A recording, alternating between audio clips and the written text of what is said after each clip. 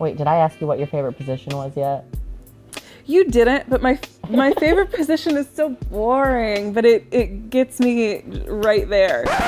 You dirty dog. I know what you're thinking, and I can guarantee I'm about to put your concerns, not this woman, to bed. Good, thanks for having a session with me. Can I give you a hug? Sure, that would be great.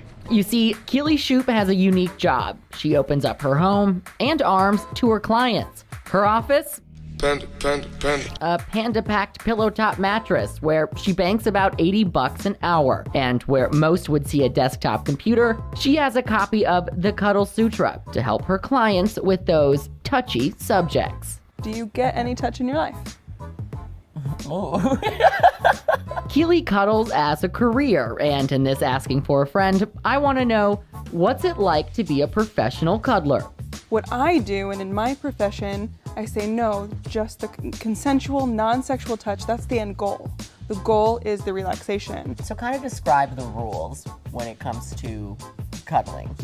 The rules are, our clothes are gonna stay on. Okay. We're not gonna touch each other in our bathing suit areas, just to be real PC about it. Yep. The other one, kind of squicky, is no saliva exchange. Describe your average client.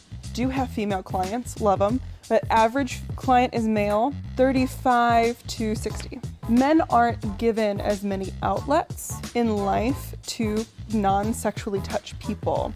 Women, traditional gender roles dictate that they're the caregivers. They, have kids and snuggle kids. They're nurturing, they can hug each other. You don't see a ton of guys hugging each other because that's just not how our society, specifically in America, socializes and normalizes it. So there's a thing called skin hunger.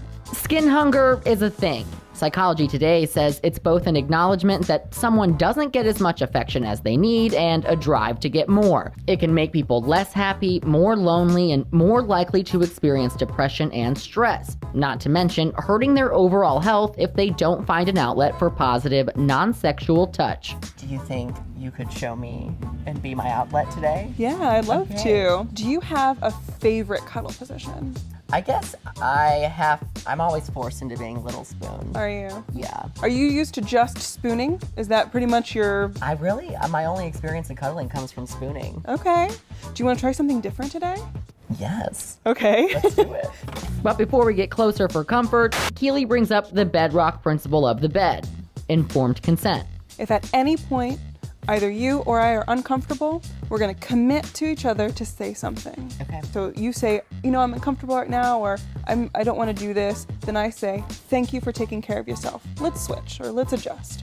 So that's the ground rule 1. Okay. Ground rule 2 is before we touch each other in any way, we're gonna ask and make sure that we get a verbal yes. And it's really specific. So like if may I touch your shoulder? Yes. So if I can touch your shoulder, this doesn't mean that I can run my hand along your arm. So you get complete control over how you're being touched at every moment, and so do I. But if you want to massage it. Yeah, I can. Yeah, go for it. I then consent to a full-on backward bear hug and quickly notice how comfortable I'm becoming. When you're done with the cuddling session, how do you feel different?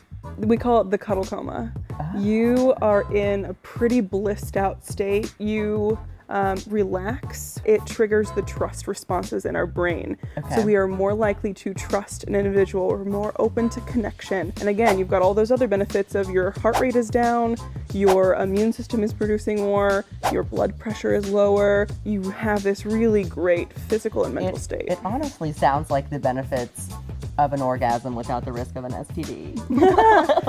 And without the risk of getting into that woods. A lot of my clients have a very rocky history with touch coupled with that sex. And I may be one of those people who has trouble distinguishing the difference between sexual and non-sexual touch. So I know this is not supposed to feel like sexual, but this is like very Jack and Rose in Titanic. Stroking your arm and you're comfy. Stroked a lot more after knowing someone for 5 minutes, that's for sure. Right. That sounds like an orgy. I mean, this is probably a weird question to ask as the big spoon, but do you ever get erections? Yeah. Well, you don't. I personally don't. I encourage my clients to take a deep grounding breath. Normally my clients report that when they ground themselves and refocus and remind themselves that what they're doing right now, the intention isn't sexual. It's not going to lead somewhere else. Normally it dissipates in a few moments. It's a practice, Like though. the commercials say, like 4 hours or longer, and then get to the hospital. But Keely assures me that with proper practice, her clients can get to a place that's not centered around sex. Because I am fully aware and making the conscious decision to be non-sexually intimate. If I do, in another moment, an appropriate situation with a partner, if I want to be sexually intimate with that person, it is a much deeper experience. It's a much more intentional experience. I feel like you're exploring like new depths of your brain is what it is. Absolutely. The kind of consent and control you're regaining over your life and over your body and over your intentions is profoundly transformative. So follow Mariah's lead and allow someone to touch your body. You'll be surprised just how quickly someone will comment on your curves. Serene, cozy, comfy. Wait, are you talking about my torso?